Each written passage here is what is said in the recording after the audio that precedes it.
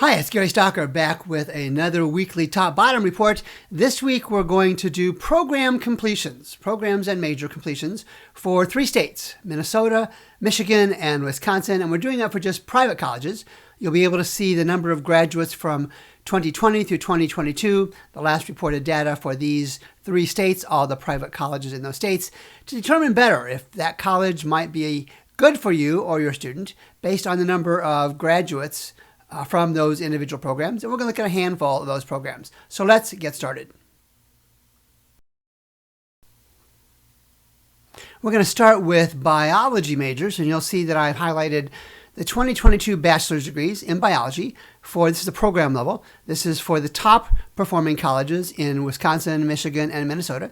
You can see the higher end numbers there. And of course, throughout this video, you can pause it to compare the colleges and the enrollment numbers for the given degrees, different programs that I am showing. And you can even see some of these have pretty strong master's degree programs. Of course, we have the top enrollment numbers, graduation numbers for biology. Let's look at the bottom. And we're going to look then again at colleges in those same 3 states that have lower numbers of biology majors. Now, the question you ask yourself is 6 an acceptable number of biology majors? You decide that. I'm not going to decide that. Is 18 enough?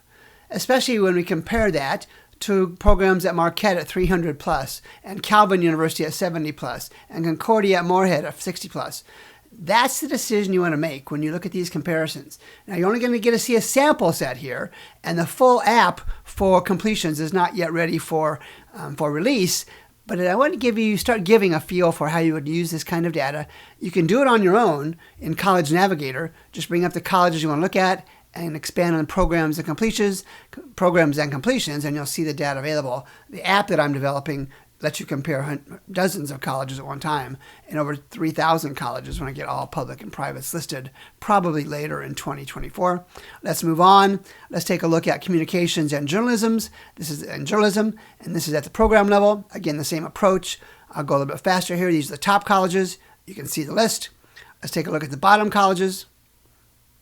And again, make your own judgments. But if you're looking at a journalism major at Andrews University in Michigan, and they have 4 folks who graduate with a bachelor's degree in 2022. Be careful, and here's why. If colleges are facing cost issues, and they are more likely to close low enrollment or low graduation majors than they are high graduation majors. So you might be better off looking at colleges with a high number of majors graduating in the given majors or programs that you're thinking about. Let's take a look at computers and computer information systems. Again, this is still at the program level. This is not the individual major level. And again, you can see the strong performers. Davenport has a specialty. You can see the numbers here. Pause the video to take a closer look. Here's the low performers. Same argument I made for both journalism and computers as well, communications as well. And let's take a look then at the top for social sciences. You can see the data, and you can see the trends for the 3 years of data. These are the last 3 years reported. I've even added a 3-year change to see if the program is growing or stringing.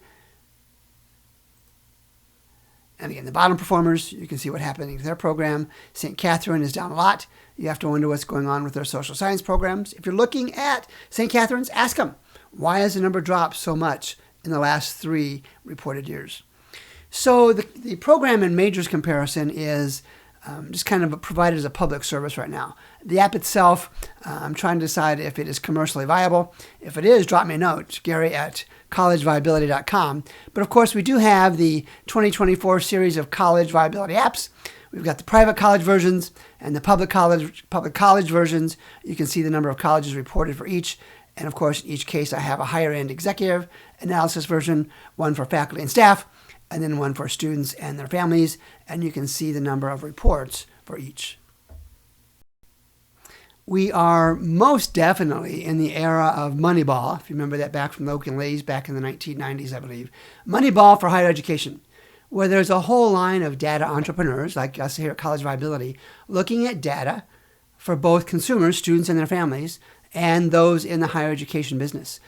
Look at these program reports for your best interest, whether you're a college leader or you're a parent or a student looking at a college for majors that you want. Do comparisons. There is no absolute right or wrong rule for how many majors a college needs to have a strong program. But certainly the logic associated with a higher number of majors in a program is almost certainly going to provide a better experience than those with a lower number. For College Viability, I'm Gary Stocker. Thanks for making time to listen.